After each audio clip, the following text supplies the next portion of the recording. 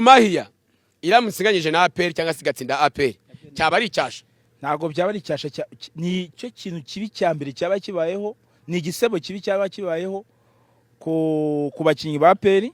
ndetse no kubafana, kuko Gor Mahia nakuye ni ikipe nziza, ikigiye gura ikipe nziza cyane. Iki kintu nakubwira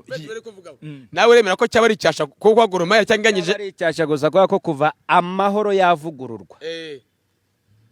ndakeka nta ekipe mu bibari rahansindira za piramide zaraje warabibonye nawe nyine wemera ko cyaba ari icyasha ni cyaba ari igisebo ntabwo mva nkubwire ni itsinda sinzagaruka ni itsinda sinzagaruka muri stade oya katonye tuyikaravinge neza ntabwo ni itsinda ubihorere ntabwo nzagaruka kwenda ikisi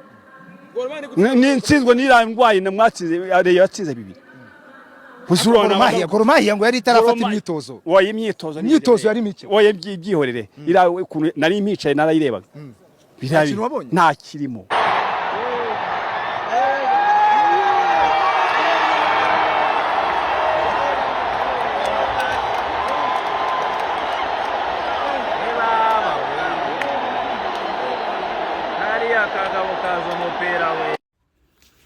Yes kabisa nuko nguko umukino urangiye wahuzaga ikipe ya APR ndetse n'ikipe ya Gor Mahia, ibitego 5 kuva amateka yabaho ikipe ya APR ni bwo bwa mbere itsinzwe ibitego byinshi bingana gutya. Yaherukaga gutsindwa ibitego byinshi mu mwaka 2015 ubwo yatsindwaga ibitego 4 muri kimwe cya 4